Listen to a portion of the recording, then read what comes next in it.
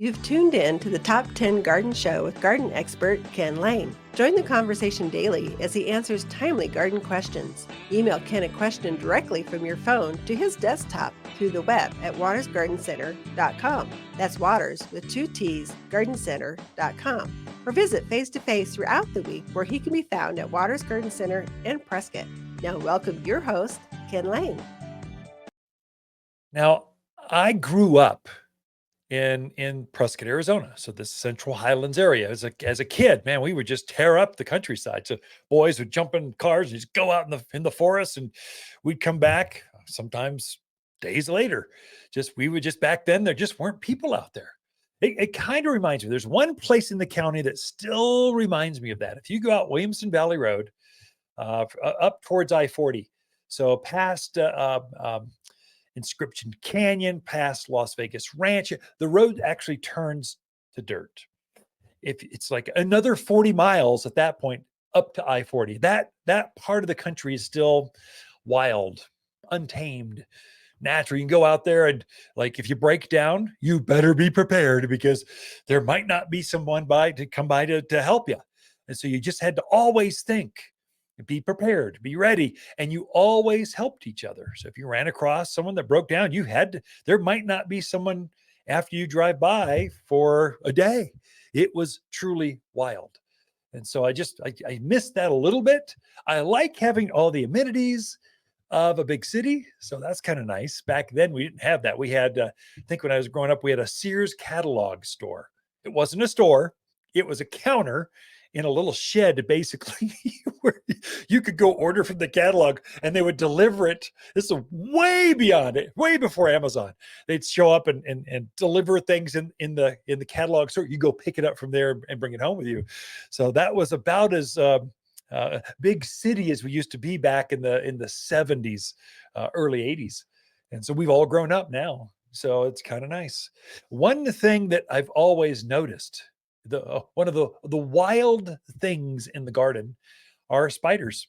And there's one in the fall, late, whenever the monsoons hit through autumn, there's a phenomena that happens in Arizona. It's unique to us. I would say this northern Arizona, Albuquerque, the Four Corners area, tarantulas. We're famous for tarantulas. There's lots of tarantulas. The biggest spider in the country is a tarantula. They just roam around. And an interesting fact about tarantulas: the females, they really don't. They live underground in a nest, in a burrow, and they don't roam around. Their radius or influence is about, I don't know, maybe 10 yards, if that. So they stick next to their nest. And so when you see a tarantula roaming around the countryside, sometimes they'll be in little packs.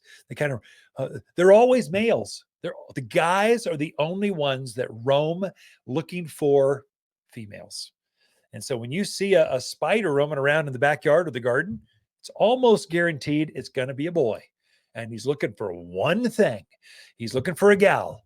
And it's kind of interesting what happens with tarantulas. It's kind of you'll see a big hole in the ground, not necessarily under a rock, just a big old hole. And sometimes you'll see some spider webs down in there. It's usually a tarantula nest for the female. She's a little smaller, but he'll come up and goes, yeah, I know what's in there. And he's not going to go down there because he'll be eaten probably. He kind of taps. They have this ritual where he kind of uses he just taps around and kind of woos her out with a dance drum, kind of a drum beat. She comes up and goes, wow, I kind of like the sound of that.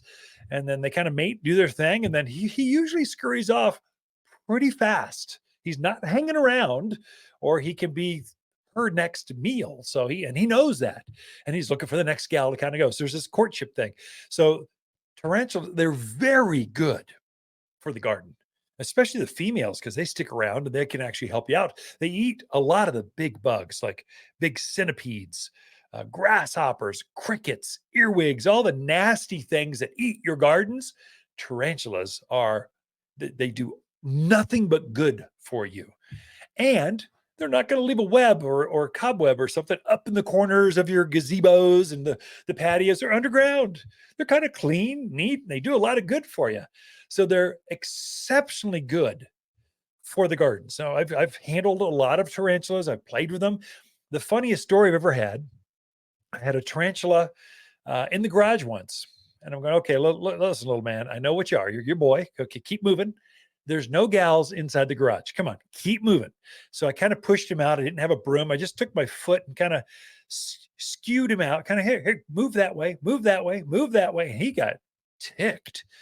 And so he looked at me, looked at my tennis shoe, and then he jumped about 5 feet, literally jumped. He didn't run. He jumped across the garage, landed on the front of my foot. I am freaking out going, "Gah!" Oh my gosh, that's how they take their prey down. They're not slowly coming over going, I think I'll have a meal of a centipede right now. No, they jump on it, go, boosh, I'm sucking you down right now.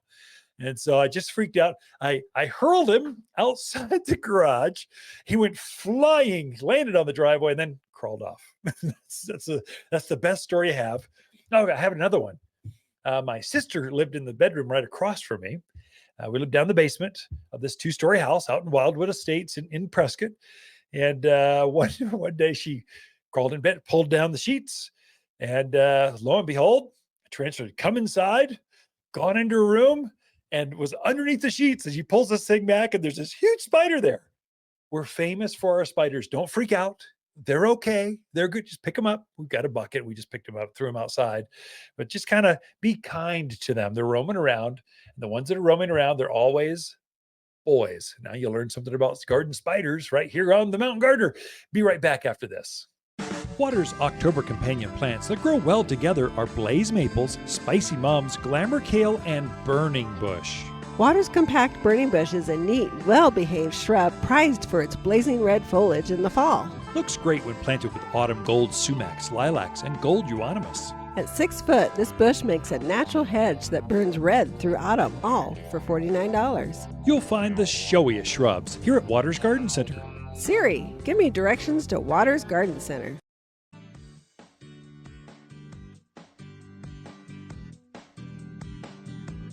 The Top 10 Gardener, your source for timely garden advice, seasonally correct for the garden. Guaranteed to make a difference in your yard this season.